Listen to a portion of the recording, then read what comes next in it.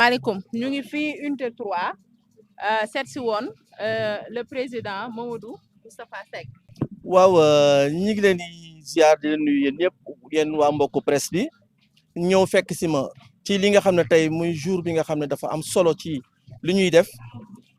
journée bi nag tey lu ko jëmmal mooy distribution de denrées parce que ñëpp xam nañu ne tabaski dafa nekk charge boo xam ne dafa metti ci bépp borom kër ñu nekk ci ak suñuy membre yoo xam ne dañoo yàgg ak ñun di liggéey dans le développement te ku ci nekk ci ñoom boo nee développement nga ne effectivement entrepreneur ñu yàgg leen bàyyi en rade ci ay régime yu bëri yoo xam ne jot nañ fi jaar ñoo di leen fekk si waxtaan ak ñoom ñu gëm leen jàppale leen bu ñu nekkee au pouvoir mbaa ñu nekk ci benn poste de responsabilité bu ñu paree dañ leen di mettre complètement en berne jël seen téléphone di taf seen nopp wala ils deviennent inaccessibles toujours mu nekk benn genre formule benn genre forme d'esclavage boo xam ne dañ ko doon jël di ko teg ci suñu kaw population mu nekk constat boobu ñu dem ba jëf benn prise de conscience bi nee ñu ñi nga xam ne dañuy jël di leen takk buumu jaam dafa jot ñu dagg buumu jaam boobu kon muy wuyu ci li nga xam ne moom la ñu Ousmane Sonko doon wax te jàngaloon ñu ko te def boobu éveil de conscience Afrique dafa nekk ci benn emprise loolu c'est un système colonial il cherche toujours à coloniser la personne dañ lay coloniser yow ba coloniser complètement sa esprit kaddu nag ne loolu da koy dagg naka la koy daggee mooy fexe ba lépp loo xam ne da nga ko doon jàpp di leen ko jox à compte-gouttes ñu lay defal say sale besogne ñun dañuy ñëw jox leen ko benn yoon ba ñoom ñu xam ne ñoom seen bopp rek mën nañ ko amal seen bopp si la ñëw nag ñu créer le mouvement cadre des acteurs de développement unis cadre des acteurs de développement unis je pense que son nom l'indique parce que ce ne sont que des acteurs de développement des entrepreneurs groupements de femmes GIE entreprise képp koo xam ne ci vous êtes képp koo xam ne yaa ngi nekk dans le cadre du développement local ñun suñu buntu ubbil nañ la ko pour nga bokk ci donc mu nekk nag benn organisation boo xam ne répartie à travers le Sénégal fépp dans les 14 régions 45 départements mais jusqu'à la jusque dans la diaspora ñu ngi fu nekk un peu partout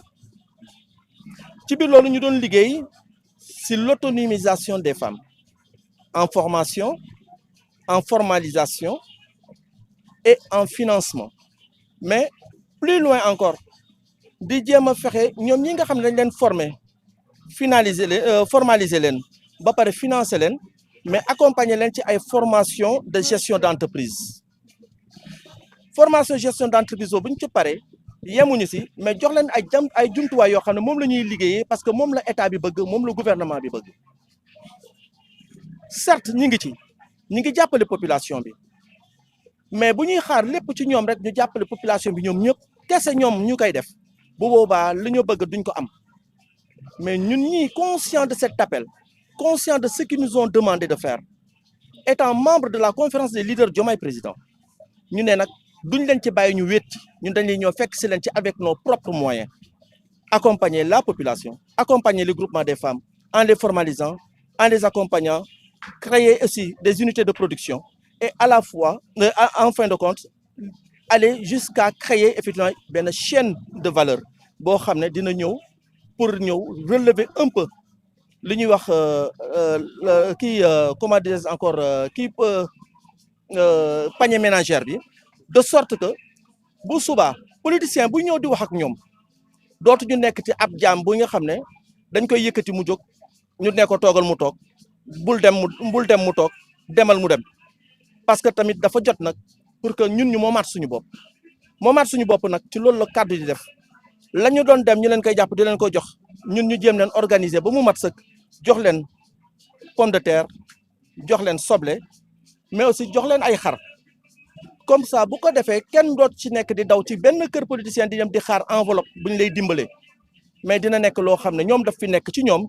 ñu jël ko dignement dem utiliser ko dignement ñun suñu biir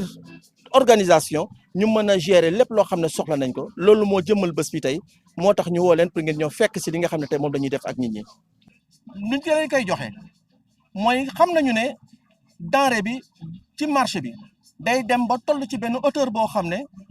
poche dootu ko jege da ngay gis des femmes yoo xam dañuy organiser wu finalement di dem cotiser entre elles pour mën a am benn saaku pomme de terre benn saaku soble ba pare jël ko xaajale ko seen diggante du leen jariñ dara ñun ñu ñëw fekk si leen jënd ko ci fi nga xam ne fa lañ koy wutijee dégager bépp intermédiaire ñoo indi leen ko directement te joxe leen ko ci prix bi nga xam ne ñun moom lañ ko jëlee woon à la limite sax jéem a chercher à stabiliser parce que bu demee ba dépasser hauteur boobu ñun suñu bopp ñooy indi subvention pour subventionner ko parce que y a assez d'organisation assez de moyens boo xam ne ñun entre nous cotiser nañ ko am nañ ko suñu biir pour mën a continuer pour essayer de stabiliser le prix ba nga xam ne population daañu am lu ñu soxla à temps et comme il se faut moo tax ni ñuy def mooy ni ñu koy gisee nii marché bi tey boo demee ci marché bi yaa ngi xool les sacs de pommes de terre à 9000 francs ci marché bi nga war ko jënd en gros à 9000 francs nga ñëw fii donc le sac de pommes de terre sera à combien les sacs les sacs d'oignons mi ngi ci 5500 6000 à la limite même 7000 nga ñëw tey fii ñoom bu ñu ko jëlee fële indi ko fii ñaata lay doon ci yéen ñun ñu ñëw fexe ba kase loolu yëpp ñëw indi ko ba pare non seulement duñ leen ko jox directement mais dañ leen ko jox à crédit encore une fois benn acompte boo xam ñoom dañ koy jël parce que ñun jël nañu bépp charge ba pare mais ba pare dellu soit encore jël ci des ñu tegal leen ko en plusieurs mensualités ba nga xam ne ñoom dañu am temps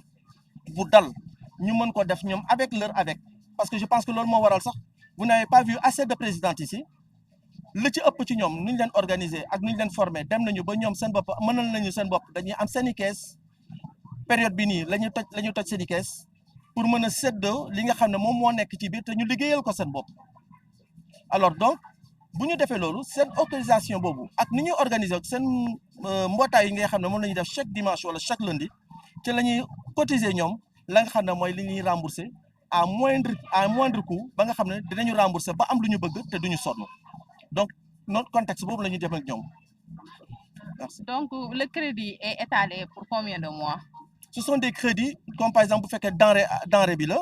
le crédit est étalé après juste la moitié le reste ñoom dañ koy jël ñu joxe leen ko sur 2 à 3 mois. xaru tabaski bi noonu la demee xaru tabaski yi dañ ko jël def ko aussi c'est la même chose parce que may profiter aussi ci même sillage bi aussi pour mën a féliciter vraiment la présidente Aïda Mbodj qui est la présidente de la conférence des leaders ci initiative bi mu jël ak DER ci li mu def mooy opération tabaski bi jël ko apporter effectivement au moins quelque chose pour aider la population nous allons emprunter le pas mais pas boobu ñu jël aussi mënuñoo def li nga xam ne moom la Aïda Mbodj di def carrément parce que moom institution la yor ñun c'est une organisation boo xam ne ñu ñoo ko nekk fas yéene accompagner l'État dans sa politique xar yi bu ñu ñëwee ce sont des moutons yoo xam ne ñu ngi ko calibré entre 100 130 ba 180 ku ñëw boo inscrire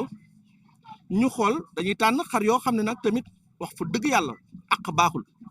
parce que nag jox la xar boo xam ne boo ko jëlee ba ko yóbbu sa kër ci diggante bi mu faxastalu daal di damm loolu du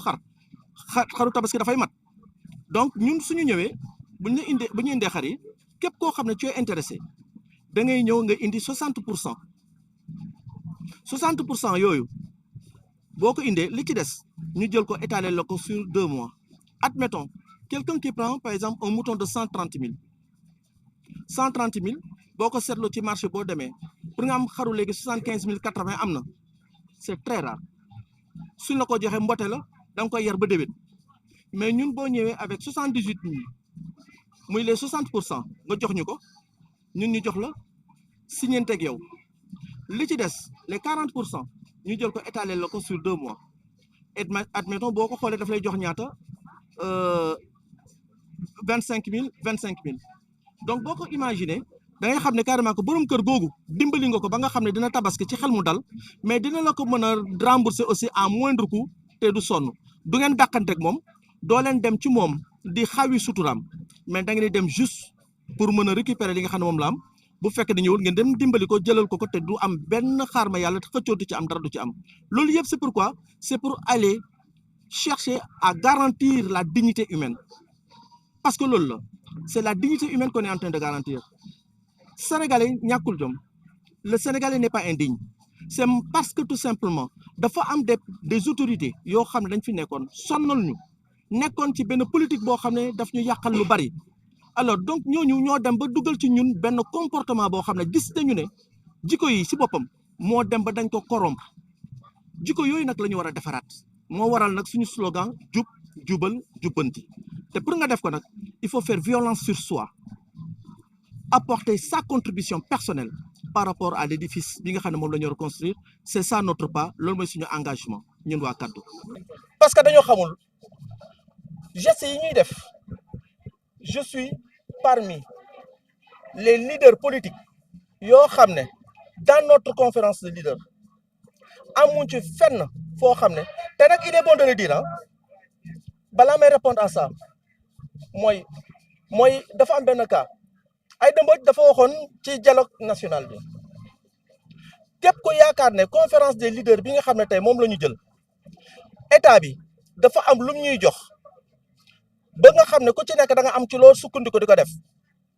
man sama loxo ci kaw muy leer et je le dis si kanamu ñëpp billahi wallahi watallaahi ci laa bokk ci laa ne bokk ci équipe restreinte bi nga xam ne tey ñoom ñoo nekk ji nga xam ne ñooy piloté ci biir conférence des leaders Diomaye président dërëm bu gën a tuuti musul jóge présidence dërëm bu gën a tuuti musul génn ci Ousmane Sonko dërëm bu gën a tuuti musul jóge fenn ci foofu foo xam ne dañuy ñëw pour jox ñu ko ñun nee na ngeen ci def seen politique amul kon ku jàppe ne ñun geste yi ñuy def c'est pour faire de la politique nañu dem référé wu ci ñi nga xam ne ñoom dañu amoon benn cachet boo xam ne présidence daf leen ko doon jox pour ñu mën a nekk fii di liggéey ñun engagement moo ñu indi engagement la ñuy liggéeyee engagement la ñu àndee ak état bi di ko jàppale ci li ñuy def donc on fait de la politique c'est vrai mais de la politique autrement la politique de développement oui la politique ancienne elle est révolue je répète les mots de Ousmane Sonko elle est révolue on revient encore sur une nouvelle démarche politique mais une politique de développement et au service de la population sénégalaise. Mon frère, je pense que l'État a tout fait. Mais dafa am def benn affaire mooy lan nu ñuy vulgariser loolu programme bi nga xam ne moom la état bi am. Il y a des milliards qui sont là dans les caisses yoo xam ne état bi da ko dégager pour yóbbu ko ci mbéy mi. Les jeunes li nga xam ne moom moo fi ne dañoo nekk ci benn réer boo xam ne dañu war a mën a dem vers l'information. On est en train de faire tout pour informer à ces jeunes-là. Il y a des coopératives qui sont en train d'être organisées. Coopératives agricoles, coopératives de l'habitat, coopératives, n'est-ce pas,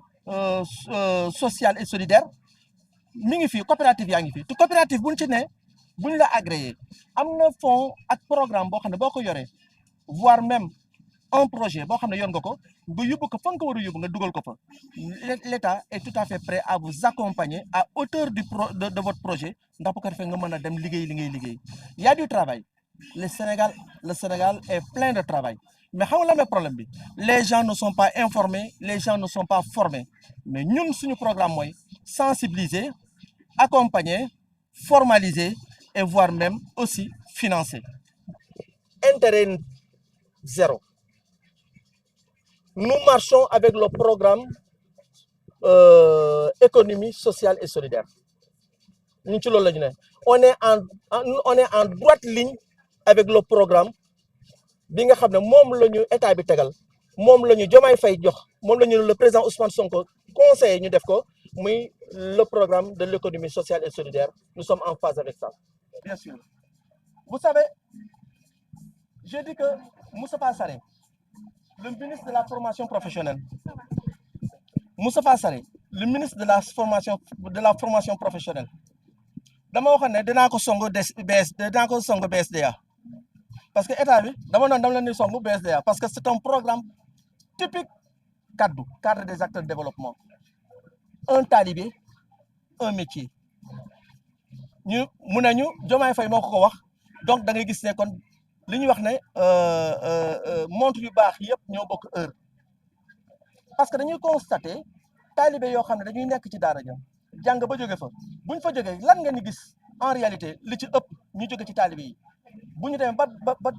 ba ber seen daara fu ñuy toll du ñu doon lu dul sëriñu daara wala commerçant ndax koom-koom ak mën-mën amuñu ko et par contre bu ñuy jàng dañu war a am même dignité dañoo war a am benn dignité égale ak ñi nga xam ne dañu nekk dans l'enseignement général ou bien dans l'enseignement professionnel kon dañ leen war a apporter li nga xam ne mooy les moyens de formation ba nga xam ne bu ñu jógee ci daara ja donc war nañu war a mën a am ñoom seen jumtuwaay boo xam ne dinañu mën a beru mën a liggéey am gagner seen dignité comme il se doit kooku benn la. Deuxième bi par rapport à la formation nous nous apprêtons pour un programme de grande envergure parce que la formation professionnelle dañu am benn programme de formation boo xam ne ñu ngi koy apporter les jeunes entre 15 à 35 ans ces jeunes là dañuy ñëw fekk leen day fekk boobu ñu am déjà ñoom seen unité de production wala ñoo xam dañu nekk en activité ñu ñëw fekk si leen jox leen ay formation renforcer leen ba pare financer leen pour que ñu mën a autonome kaddu est dans ce sens parce que nous avons aussi des partenaires yoo xam ne ñi ngi bitim réew qui sont tout à fait prêts à nous accompagner dans ce sens mais ñu bëgg ko def nag particulièrement en convention et en relation avec le ministère de l'éducation mais aussi le ministère de la formation professionnelle pour que bu ko defee les formations continuent à être pérennes ñu continuer ci ba nga xam ne ñooñu ñu fay jógee même bu fekkente ne dans l'enseignement général jotuñu ci dem dans la formation professionnelle n'est-ce pas ci école classique yi jotuñu am lu ñu bëgg mais dans un autre sens ñu mën leen permettre avec des attestations de réussite n'est-ce pas de fin de formation ñu mën a am la possibilité de réintégrer dans la société et dans les activités professionnelles